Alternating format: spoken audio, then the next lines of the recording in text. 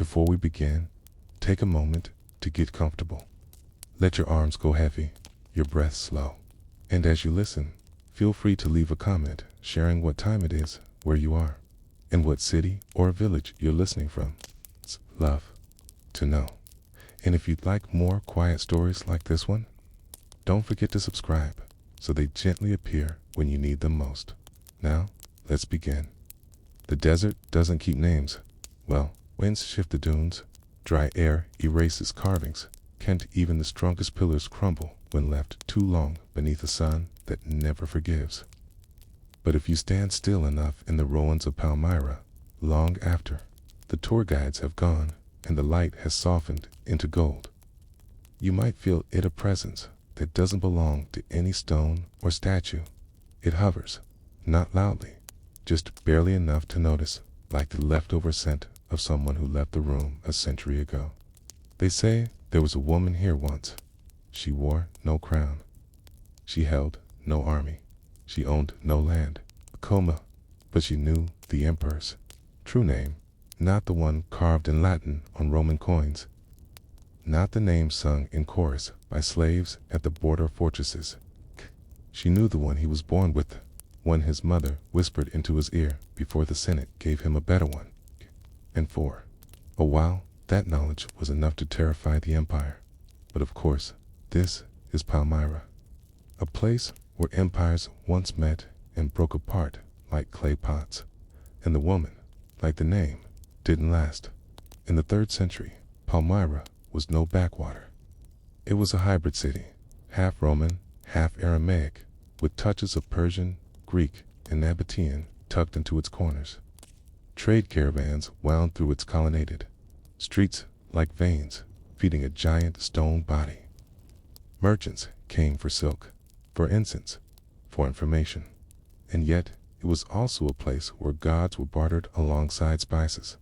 Temples stood beside warehouses, and in one small, half-forgotten shrine wedged between a dye shop and a bathhouse, there sat an oracle. Her name is not fully recorded. In most accounts, she is simply called the Woman of Ash-Colored Robes. She wasn't a priestess of Bel, nor did she belong to the temple of Baal-Shaman. Her followers, if you could call them that, scribbled their dreams on scraps of linen and tucked them under stones outside her door. Her offerings weren't gold or wine, but silence. People came to her with secrets they didn't know, they had names they couldn't pronounce, dreams they didn't understand. She listened, and sometimes she told them what they already feared. There is one surviving letter that mentions her written by a Roman envoy named Flavius Calpurnius, stationed in Duryropos and traveling eastward on assignment. The letter, more of a personal diary entry than a formal record, survives only as a fragment copied centuries later in the margin of a Byzantine treatise on border security. It reads, "At Palmyra, the usual chaos, spice traders, loud, Syrians, louder, yet I am disturbed. I visited the shrine on the edge of the cloth market. The woman there asked no questions. She spoke only once. You wear a name, not yours." I laughed, but I did not sleep that night. I dreamed of my father, who never named me. That's all. The rest of the page is stained with ink. It's a small thing. It's easy to ignore. But this is the kind of trace the oracle left, not monuments, not books, but moments that people didn't know how to explain. A woman who saw past the names stamped on passports and into the ones carved silently in childhood, and then, one day, she was summoned. It was during the reign of Emperor Aurelian. The Roman Empire was fracturing, and the so-called Palmyrene Empire had risen under Queen Zenobia. Though Zenobia would eventually be defeated, during her brief rule, Palmyra became not just a rebellious city, but a rival capital. And in moments like these, truth becomes dangerous currency. Zenobia was always strategic, kept the oracle close not as a political advisor, but as something quieter. She didn't parade her, didn't name her, but she visited her chambers often. There is one scribbled court record found on a cracked wax tablet. Death notes, the queen entered the seventh corridor with no guards. The seventh corridor was the nickname for the market lane that led to the shrine. What did they speak of? No one knows. But not long after, Zenobia sent a message to Rome, and in that message, she used a name. Not Aurelian, not Imperator, Caesar, Lucius, Domitius, Aurelianus, Augustus, which was his full title. She used a name only his wet nurse had ever said aloud. It shook the court, not because it was dangerous, but because it was correct. Too correct, uncomfortably correct. No one could explain how Zenobia knew it. The name hadn't been spoken in decades. It was recorded nowhere. Rome panicked. Aurelian, furious and embarrassed, issued a direct order. Find the source. The order took weeks to reach Palmyra, but it arrived, and the local magistrate, nervous about offending both Rome and Zenobia, chose a path that officials have chosen for millennia. He sent soldiers, but instructed them to be discreet. Discretion, in military terms, is a strange thing. Lofty means do what must be done, but don't leave a trail. The shrine was raided at night. The woman in ash-colored robes was taken, not publicly, not even to prison, just away. The stones of the shrine were pulled down. The linen offerings were burned. The walls were scraped clean of markings. The dye shop and bathhouse soon expanded into the space, and the gap disappeared. No one protested. Not because they didn't care, but because they understood. In cities like Palmyra, you learn early. Knowing too much can be dangerous. Knowing the wrong name, especially, is fatal. But still, Pebe remembered, and years later, long after Zenobia had been paraded through Rome in golden chains, and long after Palmyra had lost its brief spark of independence, travelers passing through the market still reported hearing things. A woman's voice in the early dawn wind, a whisper at the edge of a dream, a thought, uninvited, asking, "Is this the name you were born with?" The Roman official who oversaw the quiet disappearance of the oracle left no written record of the act. Not a line, not a receipt, not even the usual terse notation in military dispatches, for a bureaucracy obsessed with documentation where even shipments of wine required 3 seals and a slave with good handwriting. The absence was strange. Absences always are. Yet, in the soft dust of Palmyra's outer courtyards, the kind of dust that settles in layers and never quite gets swept clean, people began to notice a change. It wasn't dramatic, just small things. The air outside the former shrine smelled more like cedar than usual. The dogs that used to sleep under the dime merchant's awning barked at night again. And on market mornings, vendors whispered more often than they shouted. When you erase a person, you rarely erase their influence, especially when they've whispered something you can't forget.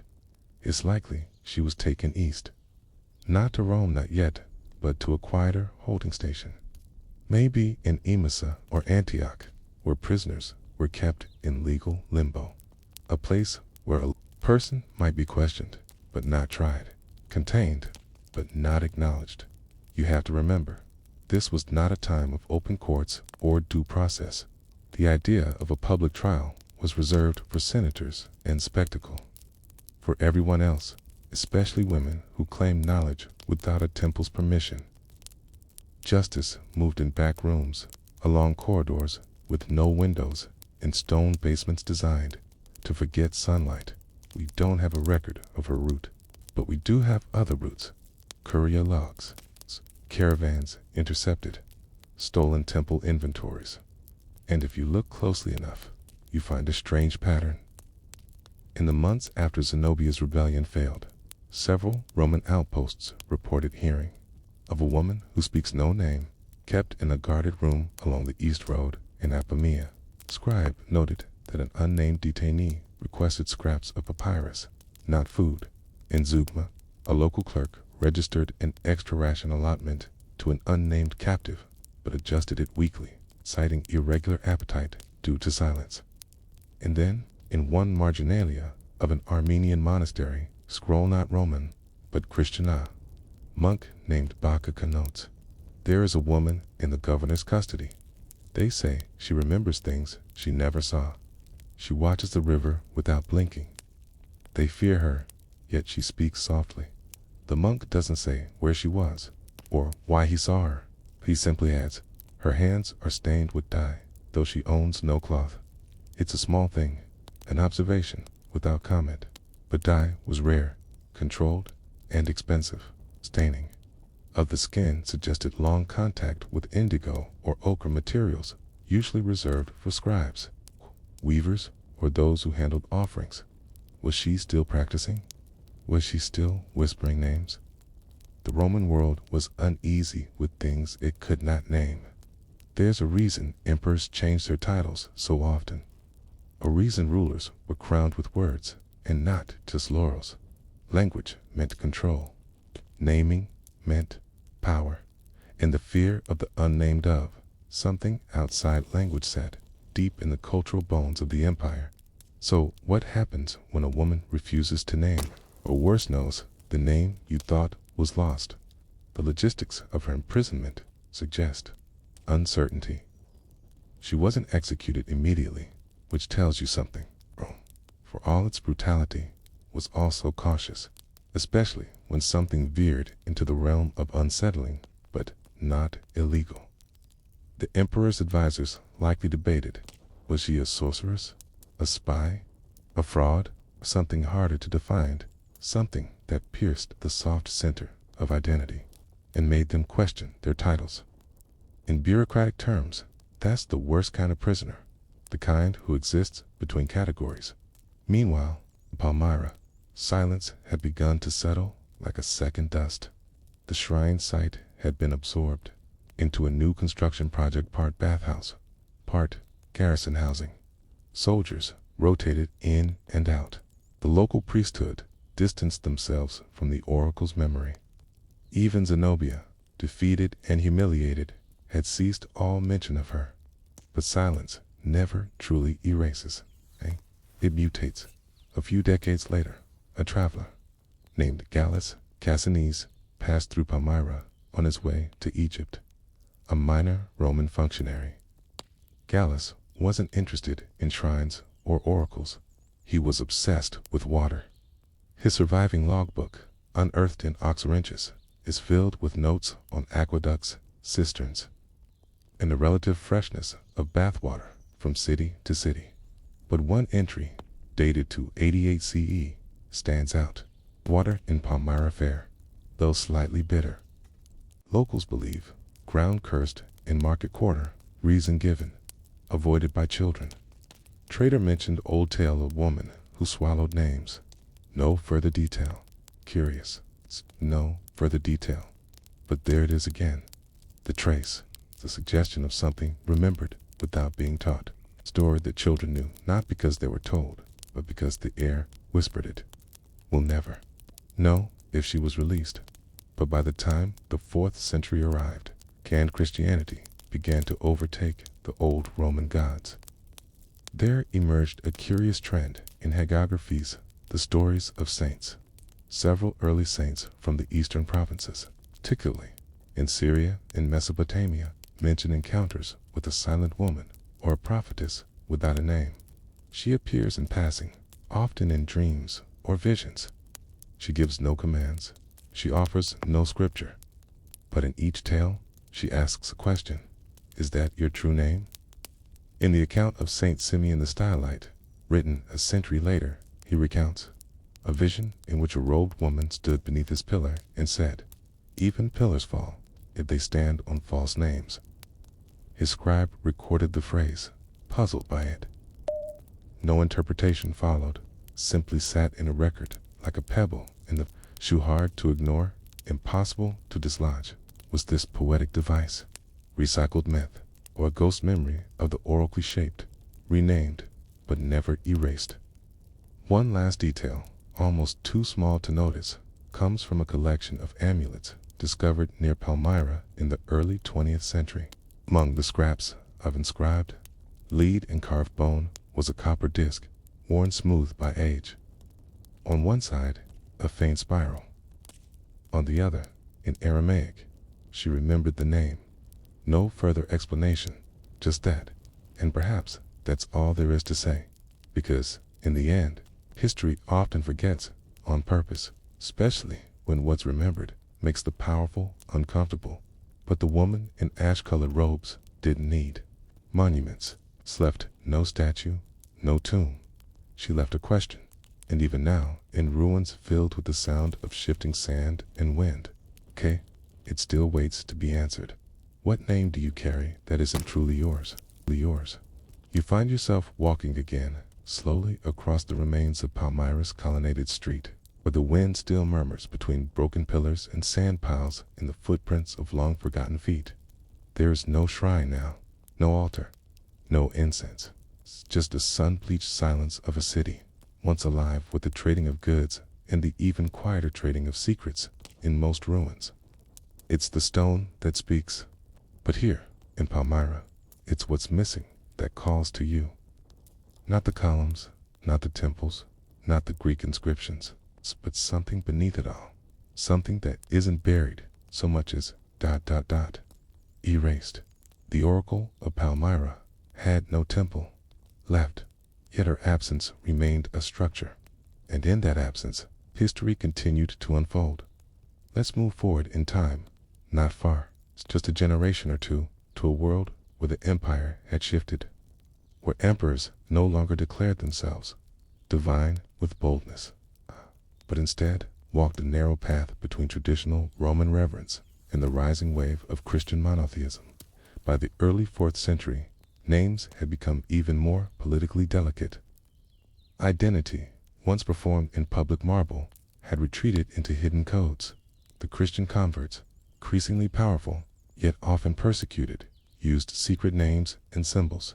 Fish drawn in dust, coded initials in cemeteries, whispered aliases during worship. In the imperial court, notice ... in 325 CE, at the First Council of Nicaea, bishops debated the nature of Christ's divinity. But behind the scenes, the language of names and who had the authority to assign them was a topic of quiet tension. The emperors, particularly Constantine, understood that control over sacred names was control over power itself. And so, whispers about the Oracle of Palmyra found new ears. There is a letter, written sometime in the 330s from a Roman prefect in Antioch to a bishop in Tyre. Most of it is administrative, grain quotas, temple renovations, minor land disputes. But near the end, it shifts in tone. It has come to my attention that among the hermits in the eastern wastes, there circulates the old heresy, that of the name keeper. They say she passed eastward and gave her knowledge to no one. Yet, some claim to dream in languages they never learned, to speak aloud what no man taught them. This must be addressed. The bishop's reply no longer survives, but other letters from the period suggest that the church, too, was uneasy about such stories. After all, Christianity had its own rules about names, baptismal, renaming, the invocation of saints, the delicate liturgy of the holy name. A woman whose power came from not speaking a name, or worse, from knowing a name too well, was dangerous, not politically, spiritually. So the oracle story became something else. In Syria, by the 5th century, her tale was still told, but altered. She was no longer a wise woman or a visionary. Instead, in Christian versions, she became the deluder, a woman who tempted a young monk by claiming to know the secret name of God, only to be struck dumb by a divine light. Her tongue, they said, turned to Ashdod in other accounts. She was called the Silent Bride, betrothed to false wisdom, cast into the desert to wander without speech. Her knowledge, once praised, was now her punishment. And yet, none of these stories ever used her real name, even in condemnation. She was nameless. But here's the strange part. Despite efforts to demonize or erase her, she kept returning in art. She appeared in marginalia, those strange little figures scribbled into the corners of manuscripts by bored or bold monks. In one 7th century codex, she is drawn holding a scroll with no writing on it. In another, she's depicted standing between two lions, eyes closed, hands raised, as if listening for something that no one else can hear. She was not labeled, she was not explained, but someone remembered her shape. By the time Islam began its spread across the Levant in the 7th century, the Roman world had crumbled, and Palmyra had become a faded memory. Yet even then, among early Arabic texts from the Umayyad period, there exists a peculiar mention in a travel account written by a court poet accompanying the caliph's brother to Syria. A brief passage reads, "We passed ruins once named Tadmor. In the wind there, one hears a woman weeping, though none are present. The locals say she was punished for knowing the hidden name of a king, which is forbidden." They do not say more. No mention of Rome, no mention of temples, or Zenobia, or empires, just the echo of something felt. And maybe that's the point. Maybe the oracle's power wasn't in what she knew, but in what she reminded others could be known. You see, names are not just labels. In many ancient traditions, Egyptian, Hebrew, Greek, and early Christian, to know the true name of a person or a god was to hold part of their essence. It's why Moses asked God for a name and received only a paradox. I am that I am. It's why Roman emperors added and changed their titles constantly to create layers of meaning, of distance. But what happens when someone sees through all that? What happens when someone looks at power, at majesty, at divinity, and names it not with flattery or fear, but with clarity? That's what the oracle did. She didn't invent anything. She remembered. And yet, to remember in the wrong direction, to remember what others are trying to forget, is one of the most dangerous acts in history. Which is why, century after century, her memory was reshaped into warning tales to discourage others from asking, from noticing, from remembering. But history has cracks, and in those cracks, people keep listening. In 1892, a French archaeologist named Henri Michel Levaque excavated parts of Palmyra.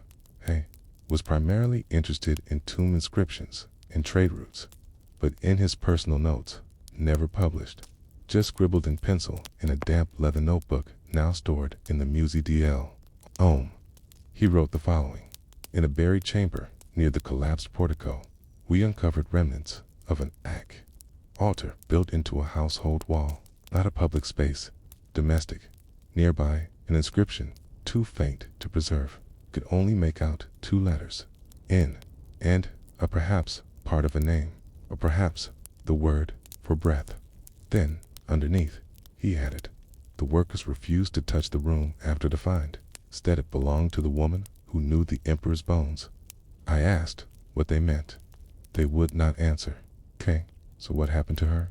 Did she vanish in exile? Did she die unnamed? Did she live in stories only, unmoored from biography? We don't know, but we do know this. For someone without a name, she left a remarkable legacy. She lived in the silences between records, in the edits of priests, in the anxious footnotes of governors, in the edges of parchment, in the folds of stone, and even now, in your imagination here, with your eyes heavy and the world quiet, she is with you, not speaking, not demanding, just waiting for the moment when you, too, begin to wonder, what name have you carried that was never truly yours, and what truth might live beneath it if you dared to remember. She wasn't born to change the world, not in the way you usually hear it said. She was born to copy letters. That was all just ink and parchment, the hiss of quill against papyrus, the long dry hours of Alexandra's heat curling the edges of scrolls. That was her inheritance. Her name, as best we can piece together from the cracked margins of a few overlooked catases, may have been Eudoxia, Kia, silence, in the Greek. The record is contradictory, perhaps deliberately so. She lived in Alexandria in the late 4th century, a time when the city, once proud and pagan and glorious with scrolls, had begun to quiet under new rules, Christian, imperial, and increasingly suspicious of memory. At the center of her world stood the great Serapeum, the grand temple complex that had once housed a daughter library of the famed Library of Alexandria. By her lifetime, most of the books had already disappeared through fire, neglect, and conquest. But the idea of the library still pulsed through the city's bones.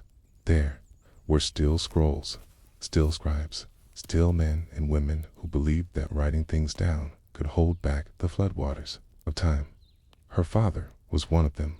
He worked not in the surviving public archives, which had by then been moved and restricted, but in the private collection of a wealthy official who kept forbidden texts sealed behind wooden lattice doors, Gnostic Gospels, treatises on astrology, Coptic translations of Neoplatonist works. Nothing revolutionary, dangerous enough to be watched. He trained his daughter in secret, not because it was illegal, exactly, but because it was unusual. Girls in Alexandria, especially after the church tightened its grip, were expected to read scripture and sew veils. But she was taught to bind books, to scrape vellum clean, to restore faded letters by candlelight, and more importantly, she was taught to recognize dangerous patterns. You may not have heard this before, but the scribes of late antiquity had a quiet superstition. It was whispered from teacher to student, passed along like a charm, not a law. It said that the same name, if copied too many times by the same hand, could pull the writer's soul toward the name's bearer. You could lose yourself slowly, subtly, to the personality behind the name, especially if it was a ruler, especially if it was a god. That's why scribes alternated letter styles when copying names. Why some lines were left unfinished. Why marginal notes, those strange little animals and vines and strange faces, sometimes appeared near royal titles. They were decoys, distractions, wards. But the girl didn't fear names. She studied them. Her father's patron, the aging and paranoid Quintus Ammonius, was obsessed with early imperial decrees, especially those that had been redacted, censored, or left unsigned. He believed, perhaps rightly, that the original imperial orders of Constantine had been altered in transmission. Not just the text, but the names themselves. He tasked the girl and her father with cross-referencing titles across different copies. He wanted to see who had been omitted, who had been invented. And slowly, she began to see a pattern. It started as a curious detail. In a fragment of an old Greek chronicle, the Emperor Constantine is given a name that does not appear elsewhere.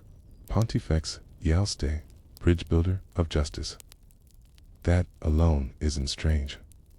Emperors collected titles like relics, but then, in an old Egyptian parchment, the same title appeared, but attached to someone else, a minor functionary, a bishop's assistant. Then again, in a Syriac manuscript, Pontifex ESD, this time used in a marginal comment referring to a woman, unnamed, would advise the emperor in private. She traced the title through more texts, and each time it appeared, it was used slightly differently, but always adjacent to someone unknown, a person erased. It was, she realized, not a title at all. It was a name someone was trying to forget. Now this may sound strange, but in ancient bureaucracy, names could live apart from the people they belonged to. Sometimes an official would be struck from the record, but their work, their decrees, their seals, their annotations would remain. Scribes would continue using their formats, repeating their phrases, even if the person's identity had been erased. It was as if the name had outlived the body. This is what she suspected had happened with Pontifex Iesde. Someone had lived, advised an emperor, perhaps, and then vanished, not in body, but in attribution. Her annotations became increasingly bold. She left notes in the scrolls she worked on, short comments in red ink. This phrasing does not match Imperial Hand. Compared to ESD format from Antioch Archive, God, who is the true source of this decree. Her father warned her. He told her that such speculation, even in footnotes, was dangerous. That names, once forgotten, were often meant to be forgotten. But she didn't stop. In the year 392, the Serapeum was attacked. Christian mobs, backed by imperial approval, tore down what remained of the great temple. Statues were smashed. Scrolls were burned. The old gods and their lingering memories were purged in one hot, violent summer. The girl and her father were spared only because they worked in private. But she stopped writing in red ink. Instead, she began to memorize, according to one surviving letter from a bishop in Alexandria, written several years later. There was a young woman of poor birth who recited imperial texts from memory with alarming accuracy. She had been reported, he said, to the prefect. She was never named, but her presence in that letter is enough to confirm something. She continued. Somehow, through the fire and censorship, she preserved the pattern. And then, at some point in her late 20s, she vanished from the record entirely. No death, no exile, just silence. But let me tell you what we do know. In the margins of 3 unrelated manuscripts, one from a monastery in Sinai, one from a desert cave near Thebes, and one from a forgotten chapel in Anatolia, there are notations in the same hand, same slope, same spacing, same curious habit of dotting the iota just slightly. Off-center, each contains a variation of the name IUST. Each is unsigned, and each is followed by a blank space where a title, name, or rank should have appeared, as if someone had chosen, very carefully, not to complete the thought. So what happened to the scribe's daughter? Did she flee into the desert? Did she enter a monastery under a new name? Did she simply stop writing and watch the empire forget? We don't know, but the idea she carried, that names can survive even when identities are lost, though someone forgotten might still be present in the architecture of memory, that idea has survived, because even now, in archives across Europe and the Middle East, when scholars stumble upon the name Pontifex Iuste, they pause, they wonder, and they remember the woman who once asked, what if the emperor's decrees were not his own? What if someone else wrote the words, and history obeyed the wrong author? And that brings us here, to you, in the quiet of your room, your thoughts beginning to slow, your breath deepening. You don't need to know everything. You don't even need to remember the names. Just the feeling that something once mattered, quietly, precisely, and that, even in forgetting, there is a kind of remembering, a remembering without a name, without a name. It began, quietly enough, with the tightening of rules. Not laws, not at first, but expectations, adjustments in how documents were copied, who could read them. Kay, who was trusted to hold the keys to the room where memory slept. By the time she turned 30, the scribe's daughter had memorized not just names, but entire codices, imperial rescripts, the cues, the way margins curled when forged, the faint hesitations of a redacted decree. She could see a forgery in the spaces between the words, and most of all, she could detect something wrong in the pattern of attribution, the slow migration of authorship away from real people into the gray fog of anonymity. In her youth, Ski had searched for the name Pontifex Iuste with the curiosity of an apprentice, but now she hunted it with the conviction of someone trying to prove that memory had been stolen, because more and more she began to suspect that the Emperor Constantine or another had borrowed from someone else, not just advisors, not just ghostwriters, but from one person whose ideas kept turning up in unexpected places. K. Person who was no longer credited. One of the last scrolls she copied before her. Disappearance was a theological debate between two bishops, one arguing the divinity of Christ's body as separate from the divine logos, the other insisting upon unity. Not unusual. Such debates littered the margins of the 4th and 5th centuries. But in this one, she saw something strange.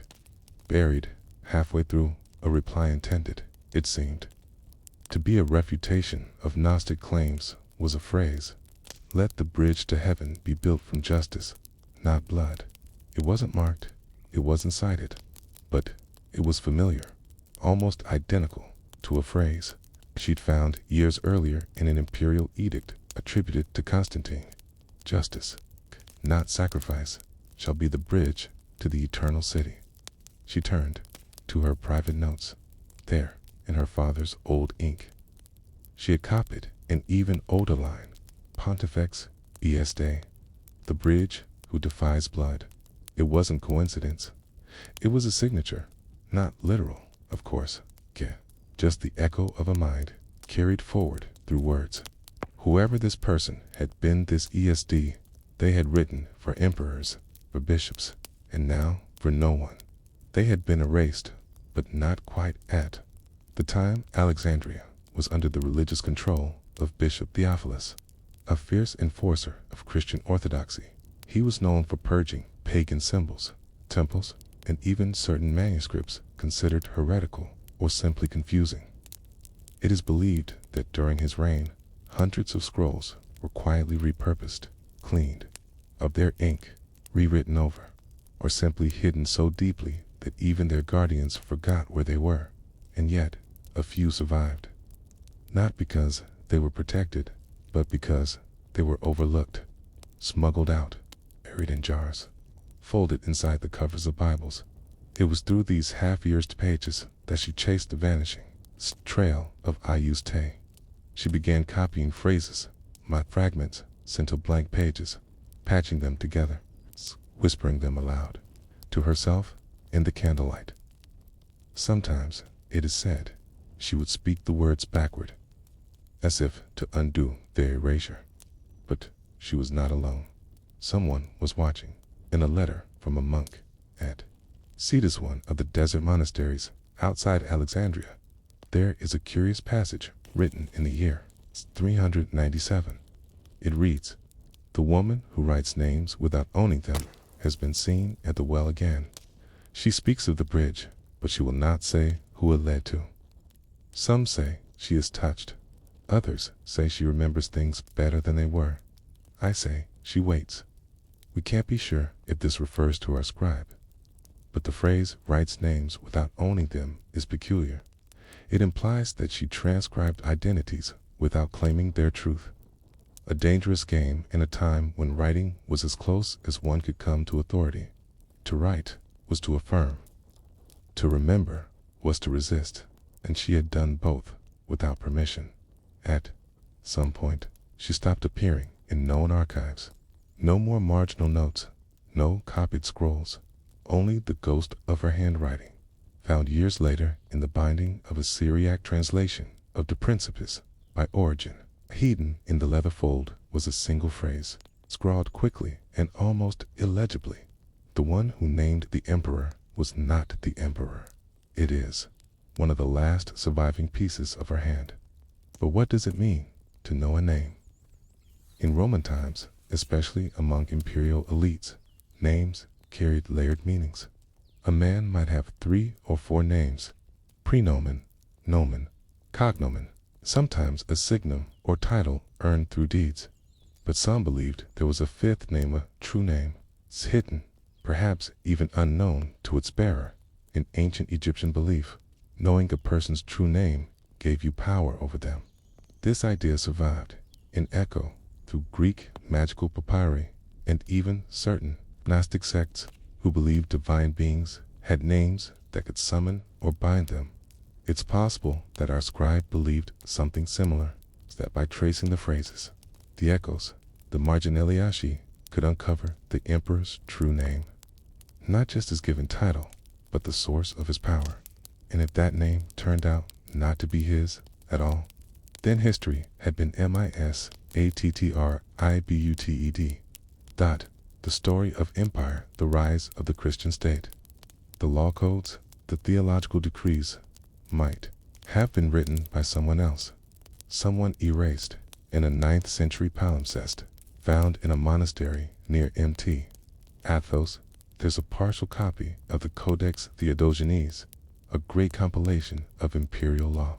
Kia, in the margins, invisible until enhanced with ultraviolet light. A faded Greek hand scrawled something next to an edict on public morality. Where? Is she the one who remembered the bridge? It was probably added centuries after her time, but it suggests something crucial. Her story fragmented, though it had survived, not in full, not in honor, but in rumor, in curiosity. And that's how stories last, even when names don't. What's most haunting, though, is this. There are now more references to ESD in post-Byzantine fragments than in late Roman ones. Some of these are clearly apocryphal. In one, she's said to have lived as a nun under a false name. In another, she is called the mother of the Codex, as if she invented bookbinding, the one version of 13th century gloss in a Syriac codex makes a quieter claim. It says, the emperor's truth was first heard in a woman's mouth, but history was too proud to listen. And perhaps that is the heart of it. She wasn't erased because she lied. She was erased because she spoke before she was asked to, because she remembered more than she was supposed to, because she copied too carefully, quoted too precisely, left too many hints that power had borrowed its voice from someone with no title, no army, and no statue. As your thoughts begin to quiet now, maybe you can imagine her in that archive room again. Not the fire, not the drama, just the quiet hours, the dust on her fingers, the flickering candle that always left her left eye watering, the slow, steady sound of a quill as it followed the lines she already knew by heart. She wasn't trying to be remembered. She was trying not to forget. And sometimes that's enough. That's enough. There's an odd comfort in forgetting, a gentleness to it. Whole lives dissolve without rebellion.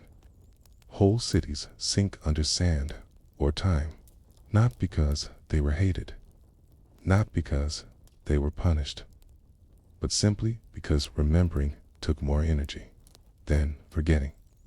And perhaps that is why the scribe's daughter faded from history, not as a villain, not as a hero, just as someone no one dared to remember clearly. But here and there quietly her trail never fully vanished. It simply slipped underground, like a root system buried deep beneath the ruins of archives, basilicas, monasteries, inscript, or IUMS. Let us step back once more to that strange and unassuming phrase, Pontifex Est, the bridge of justice. By the time it was erased from most official texts, peculiar thing had begun to happen. The phrase did not die, migrated. It started appearing in personal letters, marginalia, the confessional notes of monks unsure of their faith, even in poetry, anonymous, persistent, always adjacent to themes of law, mercy, or divine judgment. One scribe writing nearly 100 years after a vanished woman complained in his notes that too many people were quoting non-canonical bridges. That was not a metaphor. He was genuinely referring to the phrase as if it had become a kind of theological nuisance, an unofficial slogan of dissenting thought in the margins of his complaint. Another hand had scrawled in faded ink, the bridge was a woman. So why did this happen? Why did one woman's quiet act of preservation, copying, archiving, annotating, become a kind of undercurrent in early Byzantine thought? Perhaps because the empire itself was struggling to reconcile two things, authority and memory. In the 5th century, the Roman world, now fractured between East and West, found itself awash in laws. From Constantinople, a tide of legal catazes attempted to preserve order. The Codex Theodogenes, the Codex Justinianus, edicts etched onto stone, copied into bound volumes, recited in provincial courts. But these laws were not just about taxes or boundaries. They were about control over truth, the truth of what was spoken, the truth of what was written, the truth of who wrote it. And it's here that the scribe's daughter posed a quiet threat, because if she had, in fact, traced the origin of imperial language to someone other than the emperor, someone female, unnamed, unofficial, then the authority of those laws began to blur. The empire depended on memory being curated, not corrected, and she, without declaring it, had tried to correct it. In one of the few surviving testimonies attributed to a librarian of the Great Library of Constantinople, there is a list of texts deemed suspect. Among them is a small treatise, now lost, titled simply, On the Just Bridge. No author is listed. The librarian's note beside it reads, believed to be the work of the woman who cited law before law existed. A peculiar phrasing. What does it mean to cite law before law existed? Was it a poetic complaint? Or a subtle recognition that someone had shaped imperial thinking before the emperors themselves had codified it? And if so, what happened to that influence? Was it swallowed into the structure or deliberately scraped away? There's one more document worth mentioning, hidden in the folds of a legal commentary from the 7th century. A monk named Dorotheos of Gaza left a reflection in the form of a question. It wasn't meant for the public. It was scribbled sideways in the inner binding of the parchment, in a hand so cramped it was nearly illegible. But it said, if the law was written by a bridge, why are we afraid to cross it? He doesn't say who the bridge is, but it's hard not to hear an echo. Hard not to wonder if, generations later, her legacy had become so quiet, turned into metaphor. She wasn't a person anymore. She was a concept, an idea too persistent to be erased. We don't know her name, but we do know she left behind silence. That is not failure. Silence is a form of survival. 2. Consider this. In one monastery, centuries after her disappearance, a young novice was tasked with copying psalms from an older manuscript. As he worked, he noticed something strange about the margins. They were thicker than usual, not wider thicker, as if the parchment had layers. When he peeled one gently back, he found a hidden strip of writing in Coptic. It wasn't scripture. It was a list of forbidden titles. On the bridge, the voice before authority, treatise on the emperor's shadow. None of these works have survived, but someone had taken care to name them and to hide them. So perhaps her final act was not to be remembered, but to hide what should not yet be forgotten, to whisper truths into folds, to let time do the rest. Now, you may ask, what does this matter? What use is there in remembering someone whose name we no longer know, whose writings are erased, whose impact is obscured by dust? Because forgetting is not passive. It's built, etched into what's missing.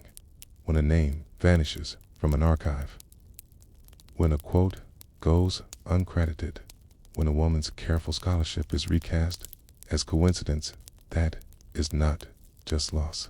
It's architecture, the architecture of silence. And the scribe's daughter was among the few who tried to reverse it. Her legacy, we can call it that, is not grandeur. It's in footnotes, margins, unfinished lines that echo across centuries, in the misattributed quote that keeps turning up in new texts, in the legal phrasing that does not match its supposed author, in the moments when a bridge appears in thought, unexplained but sturdy, and perhaps in the still moments of a quiet archive. When the lamp flickers and someone's quill hesitates at a line that does not quite belong, there is still some memory of her, not her face, not her life, but her question, her resistance, her memory. She copied the scrolls, not because she wanted fame, but because she saw what was being erased. She remembered the words others thought were too quiet to matter, and now, centuries later, we find ourselves listening for her. Again, not clearly, just enough to notice the silence. There are cities that burn and cities that rebuild. Antioch was both, nestled between the Orontes River and the eastern slopes of Mount Sulpius. It had been many things: a Hellenistic beacon, a Roman crown jewel, a center of Christian theology, and, time and again, a city forced to rise from its own ruins. It was not fire that defined Antioch, but what was left behind: the scorched scrolls, the half-names etched into walls, the melted wax seals that once held letters shut. The city had seen too much Persian invasions, earthquakes, revolts, betrayals, but by the late 5th century, it bore its scars like script, and it was there, in that half-rebuilt city under Emperor Zeno, that another woman appeared. She did not carry a title. She did not sign her name. She left behind only fragments, yet each one carried something familiar: defiance of vanishing, an unwillingness to disappear quietly into history's ashdot. We began with a single letter, found in the ruins of a monastic storeroom outside Antioch in the 19th century. The letter was addressed simply to the sister whose fingers do not burn. It's unsigned, no name for the sender, no name for the recipient, but the letter speaks of a woman who walked through the remains of a library fire, gathering half-burnt pages while others fled the smoke. She carried the scraps in her robe, wetting the edges with vinegar to keep the char from spreading, laying them out like dead birds to dry under the Syrian sun. She did not cry out. She did not call for help. She simply worked, and when she was done, she left behind one note scratched into a wooden beam with a charred nail: names burn last.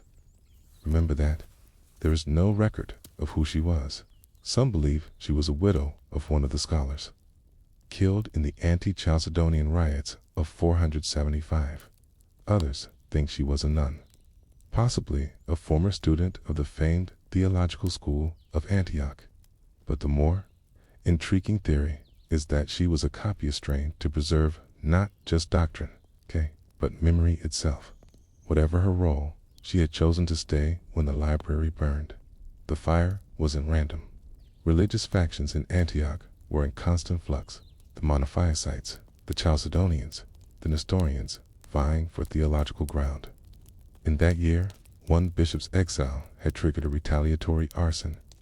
Books were the first to be punished, but while others wept for lost doctrines, she moved through smoke to save margins, the edges of scrolls, the commentary, the unsigned fragments. What she carried out wasn't scripture, it was scholarship. The thoughts before the decree, the whispered uncertainties, the writings that admitted they didn't know everything, and those too were worth remembering. Decades later, a monk named Anastasios recorded a curious account in his travel notes. While passing through Syria, there was a woman, they say, who gathered the ashes of saints and heretics alike. She read what could not be read. When asked who she served, she said, "I serve what remains." It's a cryptic line, but the phrase, "I serve what remains," would appear again, nearly a century later, in a collection of theological riddles copied in a Constantinopolitan scriptorium. The author of that riddle collection, anonymous but embedded in a parchment, visible only under angled light, was a watermark shaped like a flame. Inside the flame, 3 letters in Syriac: I-S-D. Interpretations vary. Some say it stands for ESD, Serva Documenta, the servant of justice's documents. Others think it's a tribute to a woman no longer named, but the message is the same: memory, even charred, is worth saving. There is something peculiar about the way fire preserves things. Yes, it destroys, but sometimes it bakes clay hard. It fuses words into permanence. It leaves outlines where ink once ran. In the ruins of Antioch, beneath the rebuilt Forum of Valens, archaeologists in the 1920s uncovered a pile of fused scrolls, blackened, twisted, but between the cracks, one parchment had survived almost intact. It wasn't scripture. It was a ledger, a list of visitors to the library, written in hurried Greek. Among the names, mostly men, soldiers, and priests, was one line that read, "She, of no name, admitted thrice, carried nothing in but left with flame." No one knows who wrote that. A guard, a clerk, a witness. But it suggests something strange. Whoever she was, she had been to the library before, multiple times, okay? And she had taken nothing, at least nothing visible, okay? Just as important, she had left with something far more powerful. Flame. Not fire, but perhaps the memory of what was lost, or the courage to carry it. In a later Syriac chronicle, written by a bishop in Edessa, we find a brief mention of a woman of Antioch who preserved the verses of the erased. Again, no name, but the text. Notes something important. She bound ash and thread, and thus remade the scroll. Ash and thread. No scribe would do this unless absolutely desperate. It suggests she took soot carbonized remains of parchment tanned, bound them with plant fiber pulp to create a kind of paste, primitive, brittle, but capable of holding script. This was not about preservation for display. It was survival in the most literal sense. Rescue of thought from oblivion. And that leads us to the strangest relic of all. The antimen discovered in a monastery in Mount Latros. This small codex, barely 60 pages, contains no scripture, no prayers, and no names. Instead, it's filled with what appears to be intentionally incomplete thoughts. Lines such as, "They said she knew the difference between a title and a truth. The fire does not erase only judges. A woman cannot sign what she remembers, so she remembers instead." The codex has no author, no date, but the handwriting matches several marginalia found in other Antiochian texts. And the final page, it simply says, "We are not forgotten. We are just not remembered yet." So what do we make of all this? A woman who walked through fire without a name, a trail of marginalia, codices, watermarked riddles, and fused scrolls. No single story, no single account, but a pattern, a resistance, not through rebellion, but through preservation in the modern world. We often think of memory as something curated, stored safely in libraries, museums, archives. But in the ancient world, memory was far more fragile. It lived in the bodies of scribes, in the minds of witnesses, in the quiet decisions of women who chose not to flee. To preserve something was to be something. And for women, excluded from so much of official memory, the act of preservation was often the only way to survive history itself, not by being recorded, but by ensuring the things that would have vanished remained. So maybe the woman who walked through the fire in Antioch did not need a name. Maybe she was not erased. Maybe she was ash-woven into every scrap that survived, a quiet hand in every misattributed quote, a flame-shaped watermark in texts that defied forgetting, a presence in the silence that follows lost names. As you begin to drift into sleep, imagine her now, not burning, not broken, just there in the margins, quietly folding a piece of parchment, binding ash and thread, writing not to be seen, but to make sure something was. And even now, centuries later, you can still hear the scratch of her quill, not loudly, just enough, just enough. The city of Antioch had always existed on a kind of fault line geographically, where the earth sometimes split and the buildings cracked, but also politically, religiously, and intellectually. It was a city constantly being rebuilt, not just from natural destruction, but from the battles of ideas.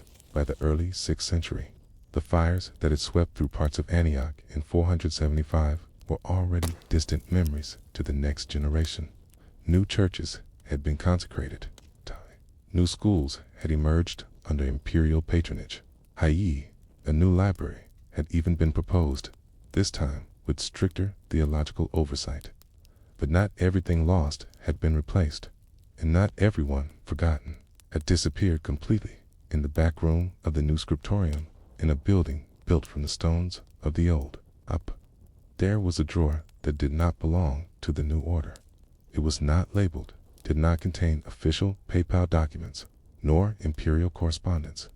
Instead, it held scraps and finished thoughts, test fragments of ink, trial calligraphy exercises, and notes that had been saved only because someone had decided not to sweep them away. These were not the documents you were meant to see.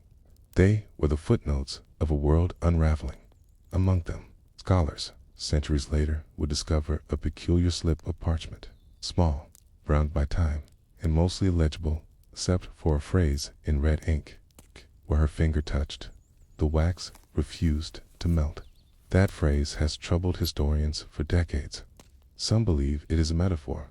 Others think it references a real ritual woman working with wax tablets that could not be erased, re-smoothed by heat. A few French scholars suggest it was code for something older still. It's a half-preserved record of resistance among female scribes. But whatever it meant, it was recorded in red, which, in Byzantine ink protocol, usually indicated correction, divine speech, or danger. She had left her mark not just on the scrolls but on the very practice of remembering in the decades that followed the fire. Antioch experienced one of its most intense cultural and theological reshuffles. The Orthodox clergy, backed by Constantinople, began reasserting control. The remaining Monophysite thinkers were driven underground, their teachings copied in secret. Their gatherings held by candlelight in cellars and garden sheds. But amid this suppression, something odd began to circulate. It wasn't heretical doctrine. It was format. Scrolls and codices formatted in strange ways. Margins too wide, lines spaced oddly, text footnoted with symbols. No one taught any more circles with open ends, teasings shaped like flame, asterisks with tails. These were signs' editorial marks, and several of them matched the ones found on the ash-preserved manuscripts of the earlier fire. Someone had carried her system forward. There's a story told by a 7th century bishop from Cilicia, writing decades after the woman of Antioch had vanished from living memory. He describes being handed a commentary on the book of Isaiah by a nun whose name he never learned. The bishop, skeptical of female scribes, began reading it aloud, only to pause when he saw unfamiliar punctuation, flame marks, inverted commas, trailing dashes that led nowhere. He accused her of inventing signs with no authority. Her response, he wrote, was quiet. "They are not my signs. I am only threading them." Tweeting, a curious word choice, but the bishop admitted that by the end of the reading, the marks had changed how he understood the text. They didn't add meaning, they added weight. She hadn't rewritten Isaiah. Seed simply made him harder to forget. What's striking is how consistent these flame-shaped marks are across surviving fragments from that period. Whether they appear in copies of biblical commentary, philosophy, or even mundane tax records, 8. Follow a pattern, always marking the point of loss, where something was burned, where a page was torn, where a citation had no author. It was not annotation, it was elegy. Her edits were not meant to teach, they were meant to remember the damage. One of the most compelling finds in this network of silent symbols came from a monastery in northern Mesopotamia, where a cache of codices had been buried under a collapsed stairwell during an earthquake. Most were brittle, unreadable, but inside, one codex wrapped tightly in goat hide was a set of poems written in Greek and Syriac, interspersed with what at first seemed like personal reflections. One poem read, "I wrote on ash because the fire left no ink, stitched the gaps because silence is a door. I called myself nothing, so nothing would be burned." No author, no title, but 3 flame marks adorned the margin. By now, a pattern emerges. This woman, whoever she was, had not only survived the destruction of knowledge, she had turned it into method. She knew she could not openly challenge doctrine, nor hold public office, nor speak from a pulpit. She could shape the memory of absence. She could make gaps visible. And in doing so, she left behind a different kind of Laguzia record of what had been lost and who had dared to record it. We often think of archival work as clinical boxes, climate control, gloves, categorization. But in antiquity, it was. Tactile scrolls and codices had to be read aloud, copied by hand, held against the light. The body and the text were not separate. The scribe's breath sometimes left moisture on the ink. The fatigue crept into the flourishes of their letters. Their personal convictions, consciously or not, shaped how certain passages were spaced, how certain margins were filled. So, when this woman annotated, burned pages, or restructured charred commentary, she wasn't just preserving text. She was translating grief, making absence legible in one particularly strange document from the Sinai Peninsula, written over 200 years after the fires of Antioch. A monk left behind what he called a glossary of sorrow. It was a collection of terms no longer used, compiled from broken manuscripts.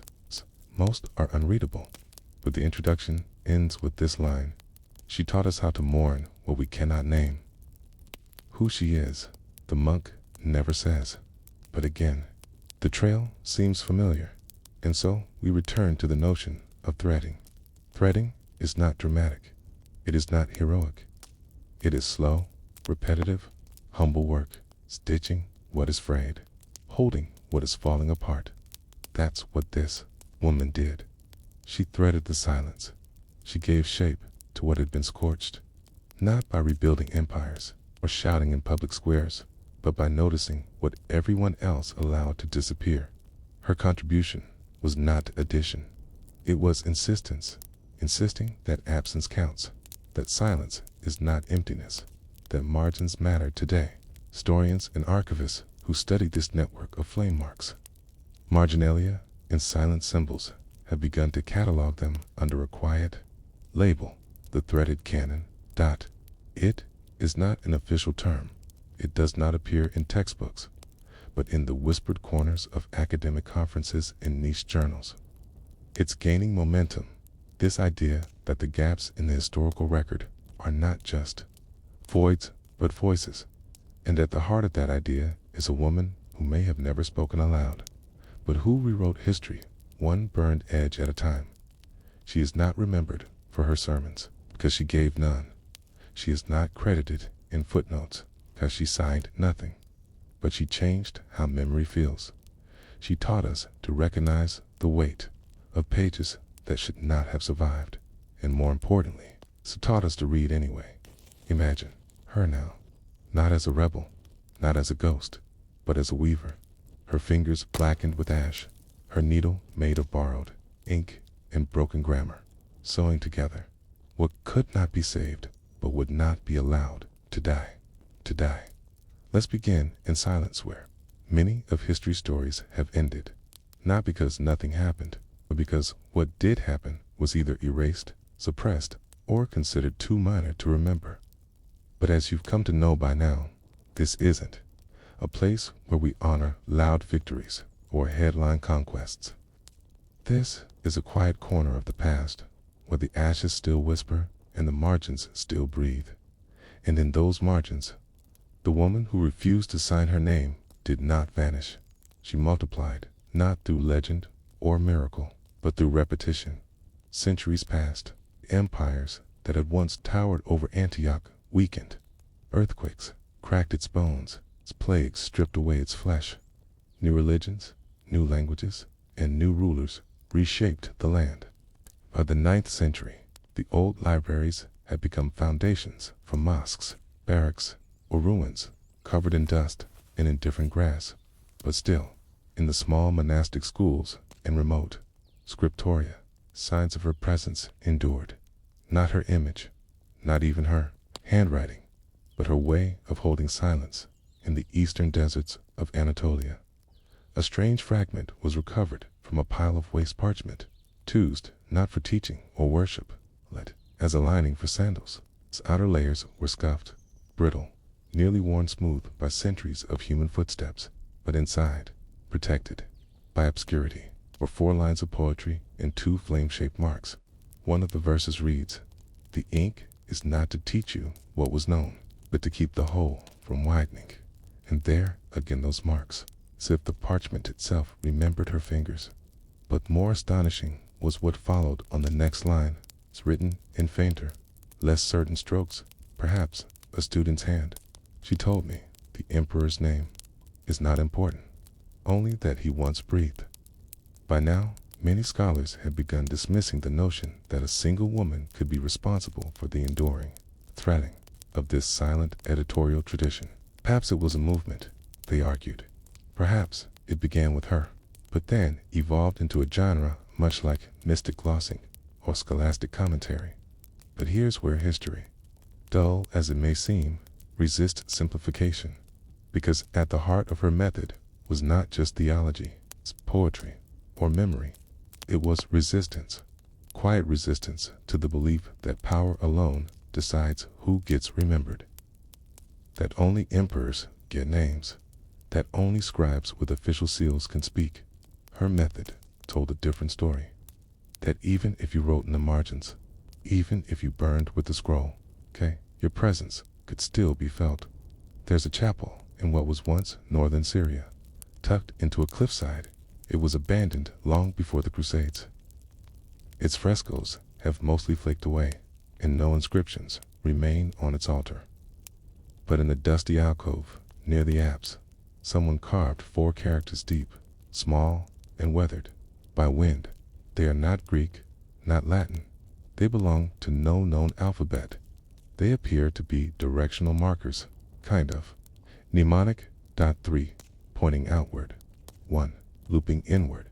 It's not what they say, it's what they gesture, toward, inward, to what's been buried, to what's deliberately hidden, and scholars now refer to them as thread marks, a signature of the nameless scribes who came after her. Let us return to the woman as best we can. She likely never held a formal position in any monastery. She may have been a slave or a freedwoman, most likely trained under a silent order that allowed women to write, but not to preach. Taught her access to papyrus or vellum would have been rare. Her ink, handmade and unstable. Her life, undocumented in any official record. And yet, edits appear in documents written in Latin, Greek, Syriac, and even early Armenian. Her annotations crossed doctrinal lines, appearing in Nestorian, Orthodox, and Monophysite texts alike. Not because she was celebrated, but because she was useful.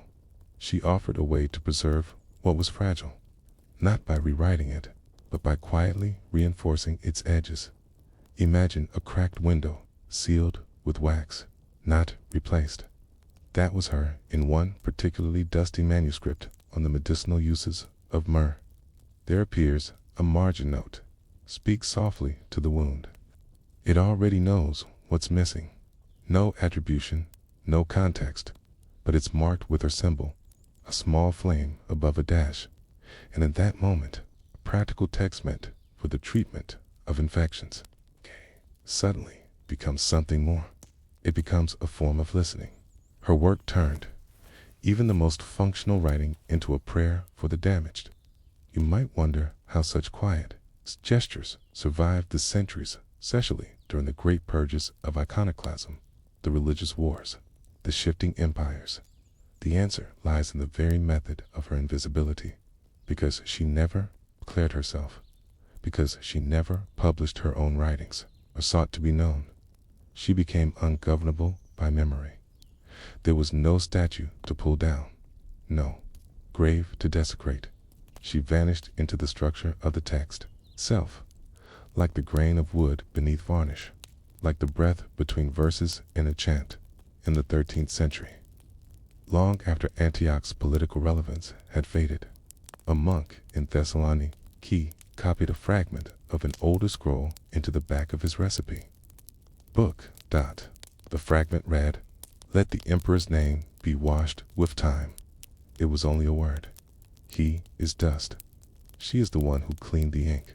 Even now, no one knows who she is, but the monk chose to preserve that line, tucked beside instructions for drying herbs and making soap, as if in a moment of private clarity. He recognized that some kinds of cleaning were not about sanitation, but about salvation. It is no coincidence that modern feminist historians have looked at this mysterious woman as a pro-territorial figure. Not because she preached equality, there's no record of her speaking. Not because she led revolts. There's no sign of violence in her work, but because she practiced the radical act of documenting what power wished to forget, not to undermine it, but to outlast it today. Scholars of historical memory speak of her as a phenomenon, not a person. They use terms like archival resistance or unattributed survival. But among those who trace flame marks and marginal patterns across fragmented codices, she still feels real. Not just a ghost, a method, a way of holding the past without speaking over it, of refusing to let it collapse, of threading silence into permanence.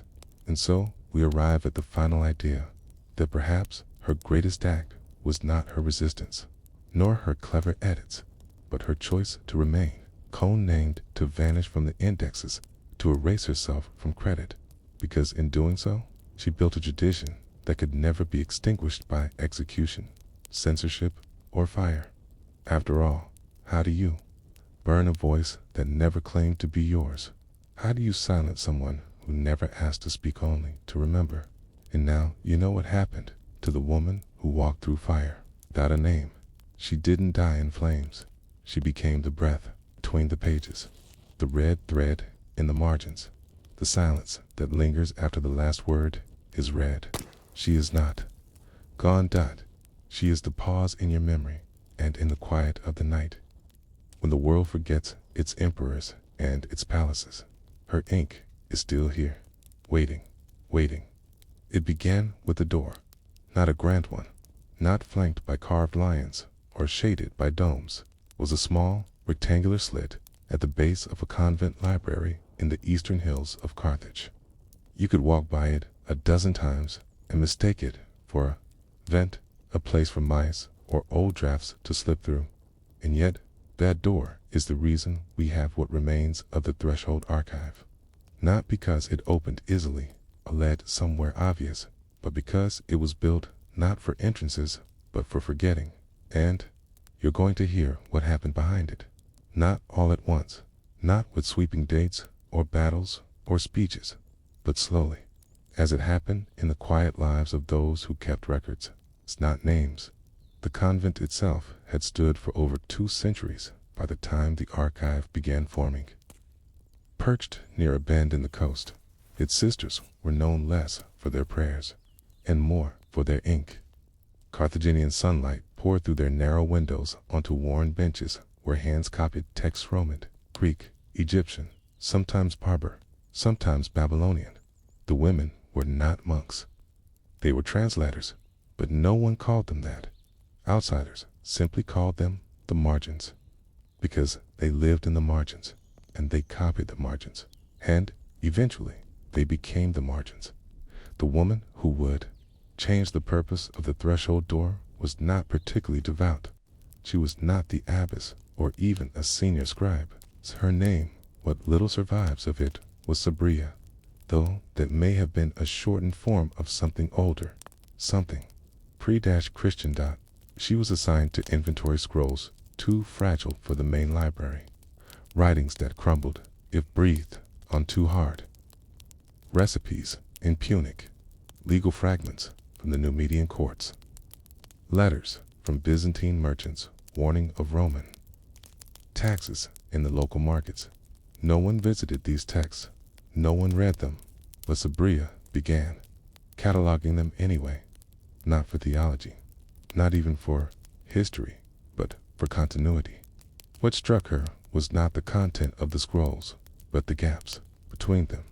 Entire generations of women named only as scribe's widow or nun's daughter, sentences that ended mid-word, laws with missing penalties, prayers with only half the incantation.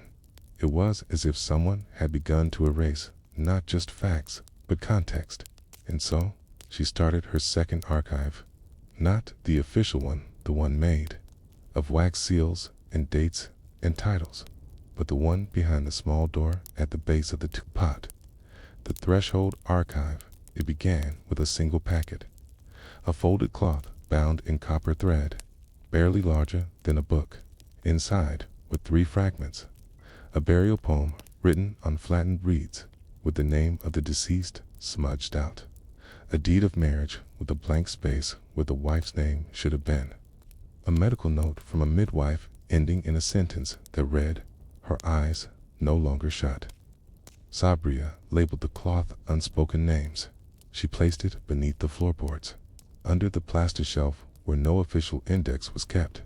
That night, she did not sleep, not from fear, but because she realized she'd begun something that had no end. What followed over the next 12 years was not dramatic. Sabria did not reveal her archive to the bishop. She did not rebel against the church. She simply continued to copy, as quietly as any other scribe. But each time she found a marginal reference that seemed deliberately erased, or a blank name in an official document, she would make a single-line entry and fold it in linen. Slave girl known only for her silence. Survived childbirth. Covered before dawn. Widow left unnamed in 3 contracts. Owned land. Others claimed she could not. Boy of unknown parentage listed as cart puller in 6 inventories vanishes. After 7th. None of these were notable. None were illegal. None threatened empires or overturned kingdoms. But together, they formed a map of intentional forgetting. And Sabria's archive became a way to remember not by shouting, but by writing down what no one else thought mattered. The convent never discovered her hidden packets, at least not in her lifetime. She died at the age of 52, likely from the same lung ailment that had claimed half the scriptorium's scribes that year. Her burial was marked by a small piece of pottery carved with a wheel and a line her personal mark. But within a decade, a younger scribe named Hilaria found the first packet. She added her own, and from there the archive grew, not by decree, but by habit over the next 2 centuries. The Threshold Archive became a silent tradition among women who copied texts but were never allowed to sign them. It was never referred to directly in letters or logs. It had no rule book. Its only constant was this: record what has no name. Preserve what is not asked for. Among the surviving fragments are stories that you'd miss if you blinked. A woman who boiled linens for 26 years in a leper hospital, never listed. Once in payment rolls. Teenage novice who repaired torn papyri with fish glue, noted only in a passing comment about a smell in the scroll room. A monk's assistant who drew tiny protective eyes in the corner of every text she touched, barely larger than a lintel. At present, and over 100 manuscripts. The Threshold Archive did not contain truths with capital letters. It did not expose emperors. It did not name secret murders. What it preserved were the edges, the frayed hymns of the past. The people who worked, witnessed, tended, watched, and endured. And one never asked their names. You might wonder why this matters. Why go to such trouble to remember what no one wanted written down? But history is not built on battles alone. It's built on a slow, quiet rhythm of survival, of not being erased. And when every scroll you touch has holes in it, literal or metaphorical, you begin to realize that even a half sentence could save someone from disappearance. In the 18th century, during the French occupation of Tunisia, the convent was finally abandoned. Its library was dismantled, some of its books sold, others destroyed, but the small door remained, and behind it, beneath rotted planks and layers of dust, were bundles wrapped in linen, brittle and damp, but still intact. Over 300 of them, each one preserving names, jobs, sentences, or gestures that had gone unrecorded elsewhere. The archive had no central theme. It was, as one historian later wrote, a mosaic of the forgotten, held together by dust and linen thread. Today, the Threshold archive is held in climate-controlled vaults. It has been digitized, translated, and quietly studied by historians of gender, memory, and silence. But still, many of its entries defy classification. They don't lead to anything. They don't prove anything.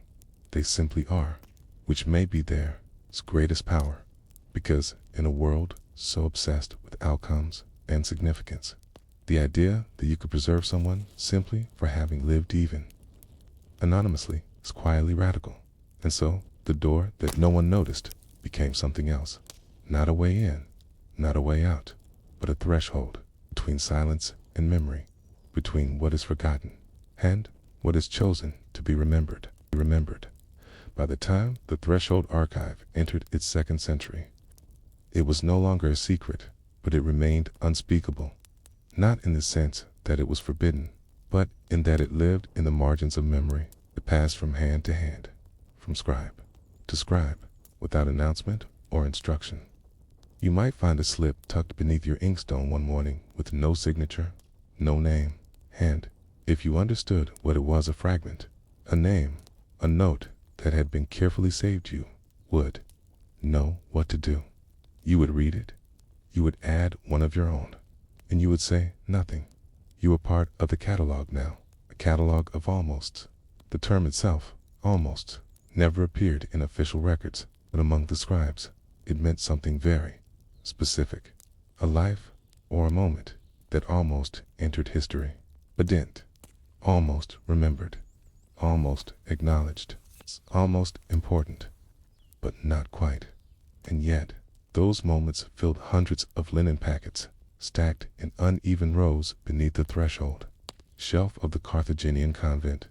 Many of these bundles are now cracked open and preserved in archival boxes. Their contents are humble, their words spare, but the effect is cumulative. You don't understand what the archive truly is by reading one entry. You understand by reading 47 of them, or 92, or 136. The slow repetition of invisibility is what reveals the shape of the world. Take, for instance, one of the most well-studied packets, archive entry 234L, labeled in later ink as the soup line woman. Inside is a single line. She stirred the pot every day for 19 winters. 8 last. Died quietly. That's it. No name, no date, no location.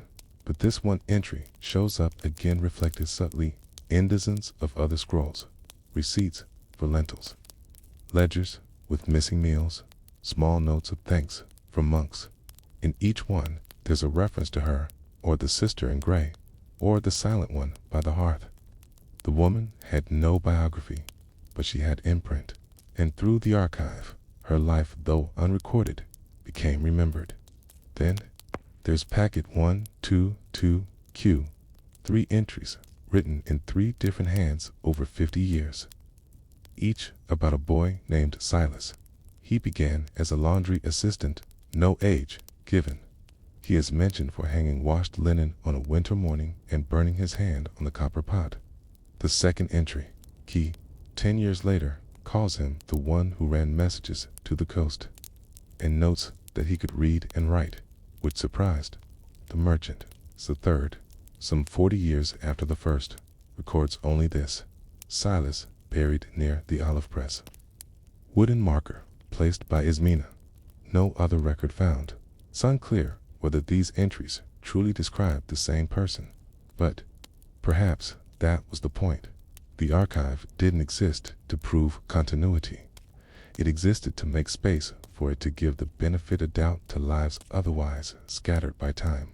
By the 7th century, the world around the convent was changing. Carthage was no longer under Byzantine sway. The Islamic conquests had begun to alter the power structures of North Africa, and with that came both destruction and opportunity. Many convents were dissolved. Others were repurposed. Some communities were absorbed. their residents assimilated into the rhythms of trade, new governance, and fresh scholarship. The Threshold Archive, however, endured because it was small, because it was invisible, because it didn't matter to those in charge, or so they thought. At some point, historians aren't sure exactly when a new type of entry began appearing in the packets. These weren't just notes or fragments, okay? They were copies of entries that had been found erased elsewhere, a charter that had been partially sanded off and rewritten, a birth record whose mother's name had been replaced, a page torn from a ship's manifest and replaced with a cleaner list. The scribes began calling these veilings not deletions, not censorship, just subtle coverings. The archive adapted. It didn't fight the veilings. It simply recorded that they had occurred. For example, packet 301A, name of washerwoman, replaced by household help in updated register. Original copy burned. Placement noted in inventory ledger by Sister Amara. No attempt was made to reinstate the name, but the archive named the act of forgetting, and that was enough. In this way, the archive slowly shifted its purpose. It became not only a place of remembrance, but a quiet witness to how institutions erased people, not maliciously, not always deliberately, but casually, systematically, efficiently, the same way a gardener might trim back overgrowth without ever asking which plant had seeded itself naturally. The name Threshold Archive itself is a modern invention. There's no evidence the original scribes ever gave it a name at all. They simply referred to the place, or beneath the floor, or sometimes below the old shelf. But one particular note, found in packet 94X, offers a glimpse into how they thought of their task. It's not a historical entry, but a personal reflection, unsigned. We do not write for monuments or kings. We write for the fragments that fall through robes and rings, the bits that sleep in pockets, the names that are only mouthed once and never again, the almosts, the slivers. We are not the keepers of greatness. We are the floor. This line, "We are the floor," has become something of a motto among modern archivists, not because it suggests humility, but because it reminds us where memory actually rests. Of course, not all historians approve of the Threshold Archive. Some argue it lacks academic rigor. Others say its entries are too vague, too unverifiable, too poetic. But perhaps that's the point. The archive was never meant to be cited. It was meant to outlast silence, and silence does not obey footnotes. They are still unanswered. Questions. How many such archives existed in other convents, scriptoria, or schools? Did men ever contribute? Did the tradition spread beyond Carthage? We may never know, but a fascinating discovery in the 1980s complicated the story while cleaning a collapsed storeroom in the remains of a 9th century Berber settlement near modern-day Kasserine. Researchers found a sealed jar of parchment slips, at first assumed to be commercial tags. The slips contained brief records, remarkably similar in tone to the Threshold entries. One even quoted directly from an earlier Carthaginian entry. This suggests that the habit of recording the erased had spread quietly, like lichen across a stone wall. No proclamations, no doctrines, just persistence. And what of the woman who knew the emperor's true name? There is one entry packet, 188M, that scholars often cite in connection with this larger theme. It reads, "She heard it once, at the river, not from the emperor, but from the boy who carried his sandals." The name was not written. She buried it in the garden, beneath fennel. She said, "A secret dies best when it grows something else."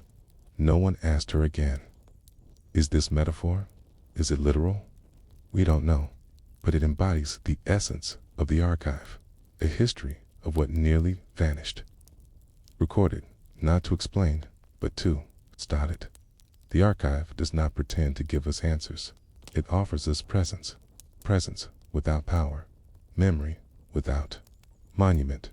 And in that, perhaps, lies its greatest lesson, that what shapes the past is not always what we remember out loud, but what we choose to carry, even when unspoken. When you return to the question, what happened to the woman who knew the emperor's true name, might be tempting to look for something definitive.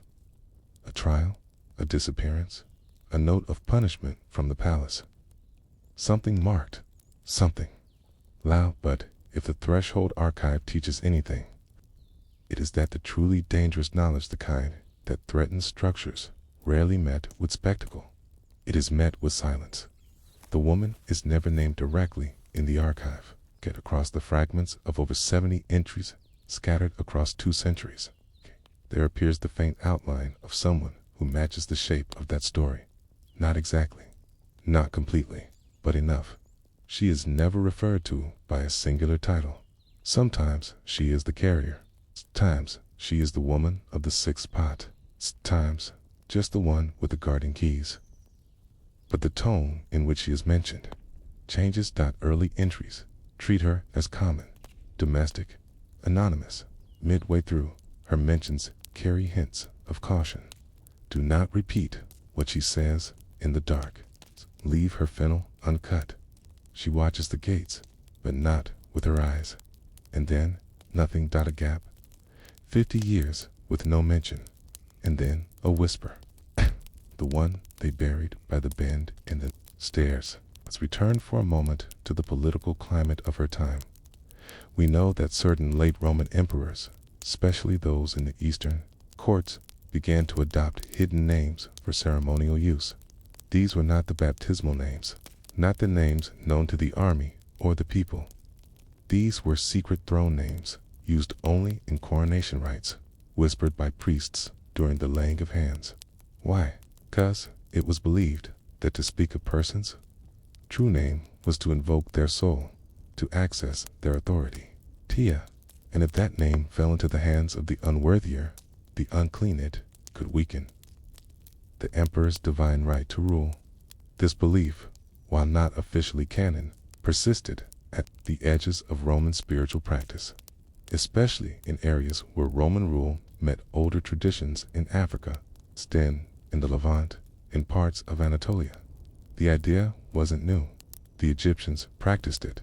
The Persians had versions of it. The Hittites even bound their treaties to secret names of kings, hidden in stone, that only a few could read. But in the Roman world, it was rare and frowned upon by Orthodox clergy.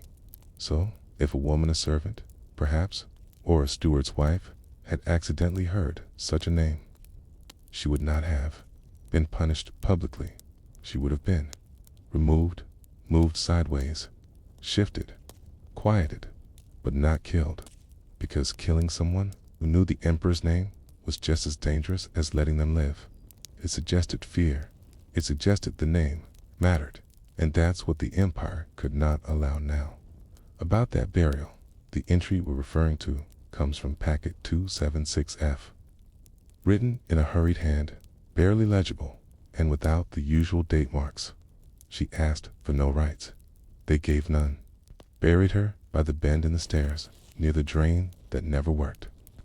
Sister Livia placed a fennel bulb under her tongue. Said, let the name sprout into roots. No record after. Some say this was metaphor. Others believe it was literal. Fennel, of course, has symbolic meaning. In Roman tradition, it was used in purification. In Greek medicine, it was associated with clarity and vision. And among Berber midwives, fennel tea was said to still the tongue of a gossip. Was the fennel a final joke? A spell? A sacrament? We don't know. But we know she was buried somewhere within the building. It was highly irregular. The dead were buried outside walls in consecrated ground near saints, if they were lucky. Under the stairwell was a place for forgotten tools and rotting linen. So why bury her there? Some say it was punishment. Others, more intriguingly, suggest it was protection, that the archive wanted her clothes, that the floor itself beneath which thousands of erased lives were hidden, wished to shelter the one who had overheard the empire's most guarded syllables.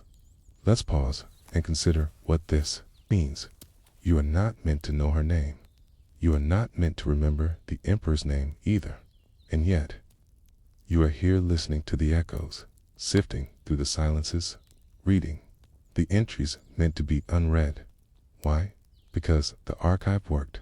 It succeeded in its quiet purpose, not by preserving power, but by preserving erasure, by making a space for what didn't survive. And through that strange, sideways act, it gave memory a floor to lie on. Modern archaeologists have tried to locate the exact stairwell mentioned in the burial note. Some believe it was destroyed when the convent was later rebuilt into a merchant's compound. Others claim to have found a hollow echo beneath the slab in the southern corner, wide enough for a body. There's no marker, there never was, but visitors sometimes leave. Fennel, not because they believe in the woman, not even because they believe in the emperor's name, but because they believe in the act of remembering what was not allowed to be remembered. They believe in the catalog of almosts. Let's return to one final entry. This one is labeled Packet 30S. It's newer 9th or 10th century long after the original woman would have died. It was written by a scholar named Thomas of Kabyle, a visitor from the eastern Adriatic. He wrote, I asked them who founded the archive. They said no one. I asked them who kept it. Atia. They said everyone. I asked them who decided what to include. They said whatever is nearly gone. I asked why they still do it. They said, because the floor never forgets. The floor never forgets. The statement feels almost mythic, but it's not poetry. It's method. The threshold archive never raised monuments. It never carved names in marble. It simply listened. It wrote what others tried not to. It buried those who could not be spoken of. And it waited for someone like you to wonder what happened to the woman who knew the emperor's true name, and to listen. Not for the answer, but for the sound of her silence. In a small monastery nestled along the southern curve of the Pyrenees. Sometime in the early 10th century, a single shelf bore the weight of a letter that no one was supposed to read. It was not locked, not hidden, not burned. It was worse than that. It was ignored. This letter, according to the archivists of the monastery of Saint Melidone, arrived by courier, wrapped in goat vellum and marked with a seal that bore no crest, no name, just an impression of braided string. Inside, in a tight and slanted hand, someone had written a detailed account of a trial that never took place, concerning a woman whose name had already been scratched from the rolls. The account used number dates, no proper nouns. It referred to the woman only as the witness. And it ended, not with a signature, but a line that simply read, "This changes nothing, but write it anyway." Story unlike the others in this series, not centered on the woman herself. We never learn what she did. We never hear her voice. Instead, we follow the scribe who received her letter and the long, quiet decisions he made in its wake. His name, recorded unevenly across manuscripts, appears most often as Brother Aman. Aman was a copyist, not a scholar, not a monk of status, not a decision maker. He was the sort of figure history tends to forget unless he made a mistake. And Aman, by all surviving evidence, tried very hard not to make any. He had no students. He had no patrons. He had no desire to be remembered, which is why, perhaps, it was Aman who ended up preserving a letter no one wanted preserved. He simply didn't throw it away. You'd have to understand what copying meant in his time. Ink was sacred. Parchment was expensive. A scribe's work was measured not just in neatness, but in theological alignment. To write anything outside of sanctioned text was dangerous. To write something you weren't asked to write could be seen as rebellion. Or worse, interpretation. A man had learned his craft from from a line of older monks who believed that the role of the scribe was not to preserve meaning, but to preserve form, letters, margins, spaces. If the original said quod erat demonstrandum, and the scribe copied quod, he would be corrected. But if he copied quod exactly as it appeared, even if it was wrong, he would be praised, because his job wasn't to correct history. His job was to echo it. And that's what makes the letter such a strange anomaly. When it arrived quietly, without ceremony, was delivered directly into Amon's hands by a barefoot courier who did not speak. The courier left no name and made no sign of rank or affiliation, just placed the letter down, nodded once, and left Amon, by all accounts. Read the letter, and then this is the part. We know he did not burn it. He did not copy it. He did not send it onward. He tucked it between the blank pages of an unfinished psalter and shelved it under unsorted. And there it stayed for the next 63 years. The letter itself is a curiosity. It describes, in careful and distant language, the final days of a woman who had been interrogated by a series of unnamed officials. The charges are never stated. The location is never mentioned. But the tone is unmistakable, measured, resigned, and painfully methodical. The writer records her responses, not in dialogue, but in paraphrase. For example, she stated that knowledge, once heard, cannot be unheard, even by silence. And elsewhere, she refused to recant, not from rebellion, but from consistency. She said the truth, if ever spoken, should at least be spoken clearly. And finally, when asked if she understood the consequences of her knowledge, she replied, yes, that you must now decide what to do with it. The letter ends with this reflection: she left through the south gate. No one followed. She was neither imprisoned nor absolved. I do not know where she went, but I believe she knew the way. Cayman didn't annotate the letter. Kay didn't comment on it. But what he did do over the following 10 years is subtly shift the way he copied certain phrases. Previously, when transcribing canonical letters or sermons, Amon had always replicated phrases like knowledge must be guided by doctrine without alteration. But beginning in his later manuscripts, a new phrase began to appear quietly, sparingly, as if whispered into the footnotes of his work. It read, "Truth, even unbidden, deserves its scribe." No one corrected him. No one seemed to notice. But when modern scholars reviewed his body of work, they began to see a pattern. Amon had inserted this phrase or variations of it into at least 17 separate texts, all copied between the years 918 and 927. It never appeared in the original source material. It was, in effect, his only known act of authorship. Let's step back for a moment. There is no indication that Amon ever left the monastery. No evidence that he ever saw the woman mentioned in the letter. No clue as to whether she was real, fictional, or some amalgam of quiet resistance. But what we do know is this: Amon changed subtly after reading that letter.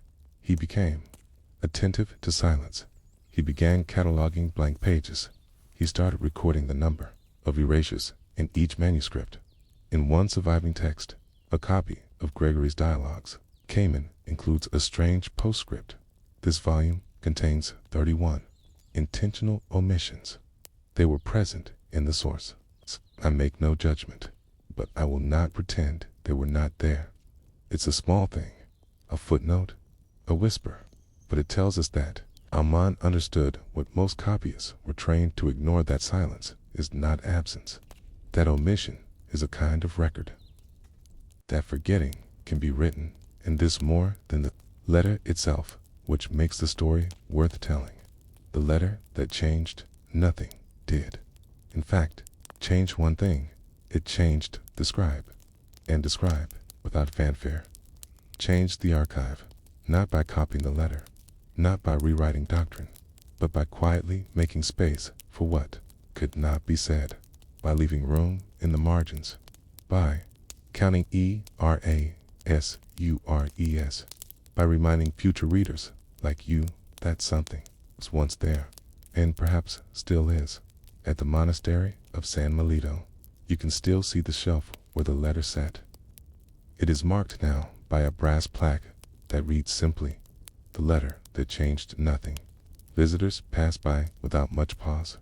There are older texts to admire, more decorative, scrolls, gilded illuminations. But if you linger a moment, just long enough to let your eye adjust to the dim corner, you might see, tucked beside a worn psalter, a slip of paper with modern handwriting, a note left by a student, perhaps, or a quiet pilgrim that reads, "I don't know what she said, but I'm glad someone wrote it down." Some years after Eamon shelved the anonymous letter in the quiet corner of the monastery's archive, something curious began to happen in the records of San Melito. The scriptorium's usual production religious texts, liturgical guides, and approved correspondence was undisturbed on the surface. But scholars now recognize a subtle shift in the margins. There, in the dry edges of parchment, in between lines that repeated the words of saints and bishops, Brother Eamon began to leave small numerical symbols. They weren't notes. They weren't part of any official annotation system.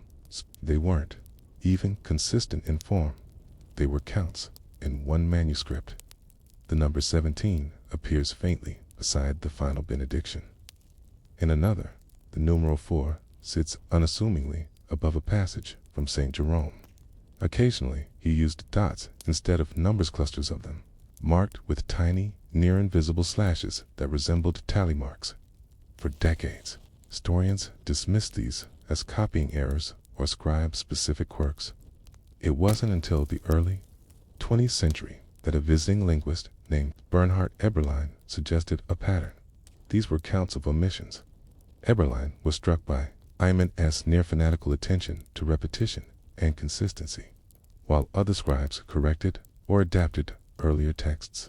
A man obsessively copied each original exactly even where there were mistakes, gaps, or redactio ends, and when something wasn't there, when a name had clearly been scrubbed from history, or when a line had been smudged beyond recognition, a man would count it, can note it, not fix it, not fill in the blanks, just acknowledge the void.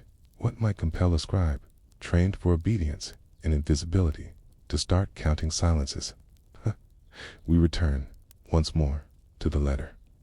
Though he never reproduced it, its contents clearly haunted him. And though he never referred to the witness again directly, traces of her voice, the paraphrased responses, the careful tone can be found echoed in the way Eamon arranged his lines. He began to space certain sentences apart. He began to leave small, blank rows at the top of some pages.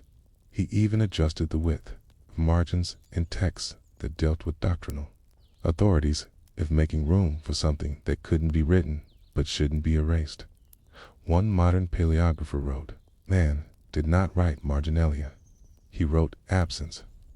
The monastery noticed, not immediately, but eventually, there was a shift in tone in the annual letters exchanged between Spinatone and the Benedictine Abbey at Sant Filio. One such letter, written by Prior Remundus in 931, remarks, "Brother Eamon's output remains constant, though his formatting deviates. He asserts that his structure preserves meaning. I am undecided whether to call it innovation or indulgence." This was a polite warning.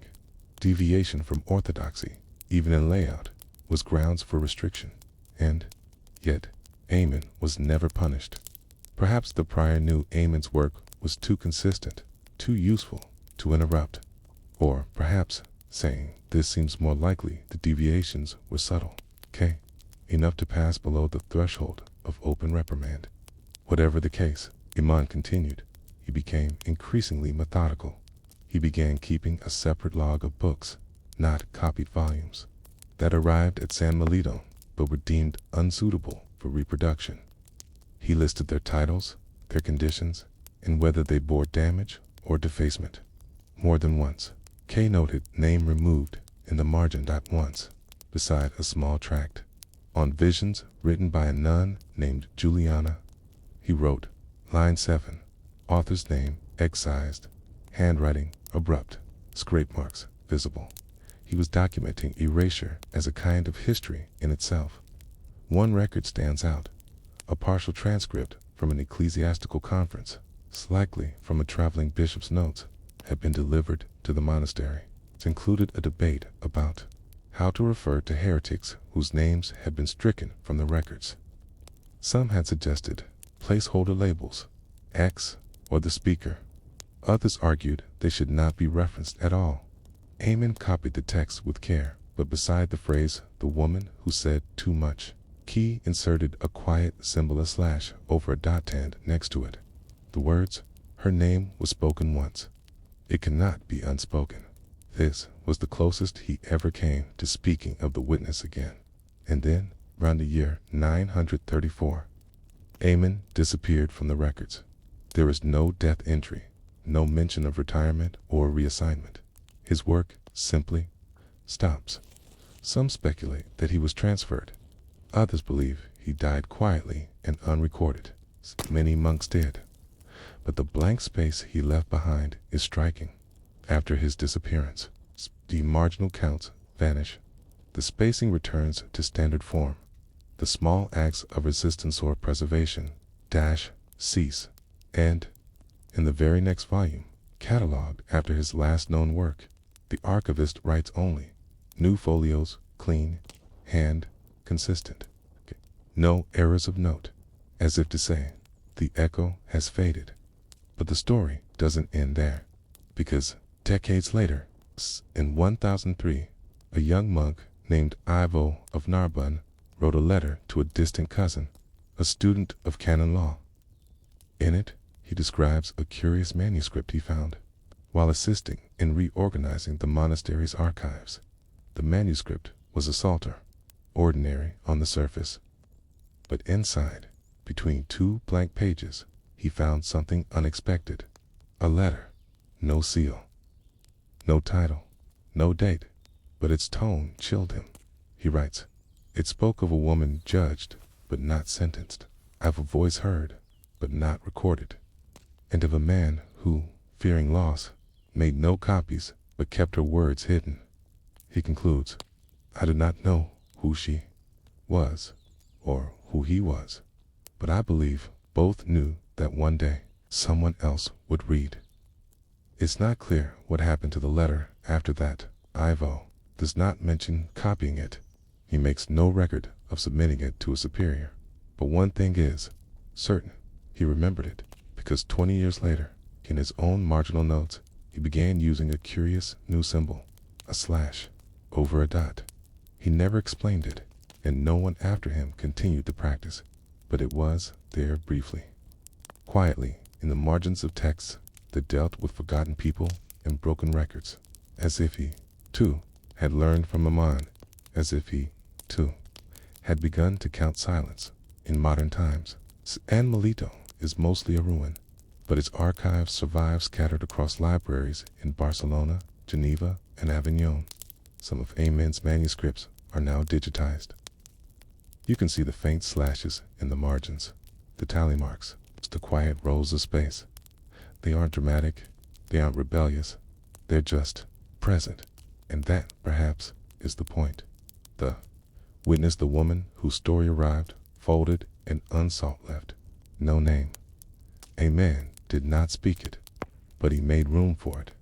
He wrote her absence into the pattern of his work, and by doing so, he gave her something the courts, the bishops, and the empire could not erase. A scribe, a memory, a quiet place in the archive of human echoes. By the time the 12th century arrived in the Iberian world, the monastery of San Melito was no longer the vital copying center it had once been. The flow of visiting bishops had slowed, monastic leadership had changed, and the great dynasties that once guarded their spiritual outposts began shifting their loyalties toward larger, wealthier cathedrals. But the archives remained. they always did, tucked behind cold stone walls, still protected by iron-banded doors and musty air that never seemed to circulate. The archive rooms of San Melito became quieter than ever. Fewer monks ventured there, fewer scribes were trained in its methods. Many had left the region entirely, as plague, war, and political fragmentation took their toll. But oddly enough, it was during this slow decline, when no one was really paying attention, that something rather remarkable happened. A secular notary from the port town of Tarragona arrived at San Melito in 1136. His name was Enrique de Alves, a minor clerk employed by a regional noble with vague interest in acquiring religious manuscripts for a personal collection. Henrik had little interest in saints, sermons, or monastic rule. He liked riddles, and when he opened the folio titled Psalm Commentary with exhortations on moral conduct and noticed a sequence of tally marks in the left margin, he paused. They weren't part of the original gloss. They weren't corrections.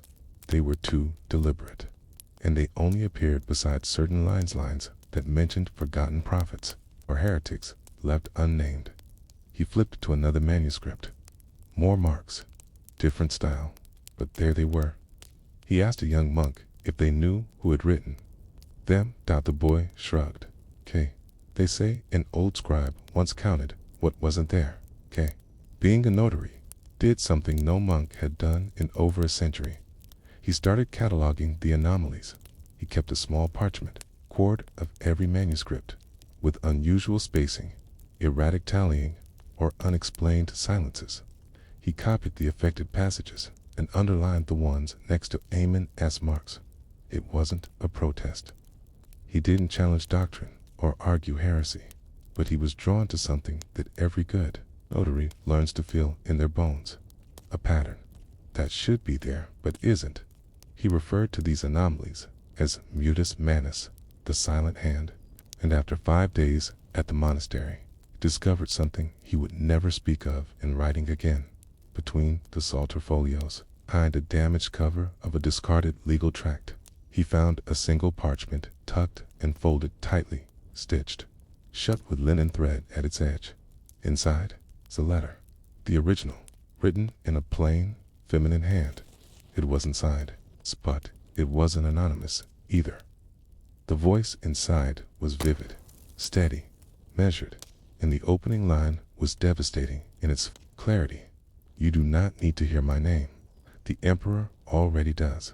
Enric, read the whole thing, twice, and then, perhaps, in the flickering light of that cold stone room. Under the hushed breath of centuries, he did something no one expected. He put it back in a brief line in his personal notebook, preserved in a private archive in Lida. He writes, "There is something here that does not wish to be spoken. I found the silence, and I did not disturb it. That was all."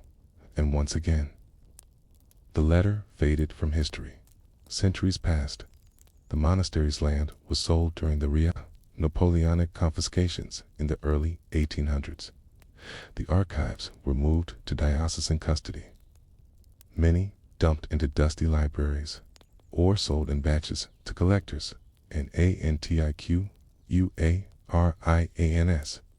By then, Amen was a ghost, his name appearing only in the tiny scribe signatures at the bottom of folios few ever read, until 1901, in the damp, gray reading rooms of the Archivo Histórico Nacional in Madrid. A graduate student named Teresa Cal de Saint Pierre opened a box labeled Unclassified Latin Miscellany. She wasn't looking for anything in particular, just practice with paleography. The handwriting was erratic, some of it untrained, most of it repetitive, but one page caught her eye. It was a letter, folded and framed, linen. Threads still clung to its corners. There was no date, no signature. The script was feminine, even, and austere, and the first sentence stopped her cold. You do not need to hear my name. The emperor already does. Teresa did not know the emperor in question. She did not know Amen. She did not know that she had stumbled upon the very document that had threaded itself quietly through the margins of history for nearly 1,000 years. She only knew one thing. This was the voice of someone who had refused to be erased in the decades that followed. Teresa became one of Spain's leading experts on archival silence, an obscure but slowly emerging subfield in historical research. She coined a phrase that would later become the cornerstone of an entire academic discipline. There are documents we preserve to remember, and then there are documents we preserve to witness. The letter was one of the latter. Teresa did not publish the full contents. She didn't dare, not in the political climate of Francois de Spain, but she referenced it cryptically, cautiously in her lectures, and students began to whisper about the woman who knew the emperor's true name. A myth was reborn, and in time, historians would dig deeper. They found more than they expected. They found Amon's tallies. They found the peculiar slashes. They found the name Juliana erased in every copy of revisions. They found the tract on ecclesiastical heresy with missing titles and redacted arguments. They began to understand that silence in these records was not absence. It was design, and the more they looked, the more they saw the fingerprints of a quiet resistance, not loud, not heroic, not dramatic, but firm and methodical and unyielding. So, what happened to the woman who knew the emperor's true name? She was not burned. She was not canonized. She was not even officially recorded. But she survived, not in legend, not in power, but in the refusal of a scribe to let her vanish, in the careful pause between lines of copied scripture, in the empty rows, the widened margins, the dots no one could quite explain, in the wordless solidarity of a monk who knew that sometimes the only way to keep truth alive is to not repeat the lie. She survived in the spaces, in the counted silences, in the names left unwritten, because writing them would have meant writing them wrong. And perhaps that is the most remarkable thing of all. Not that she told the emperor's secret, not that someone believed her, but that someone preserved her without saying her name. A witness, a page, a margin, a future, still listening,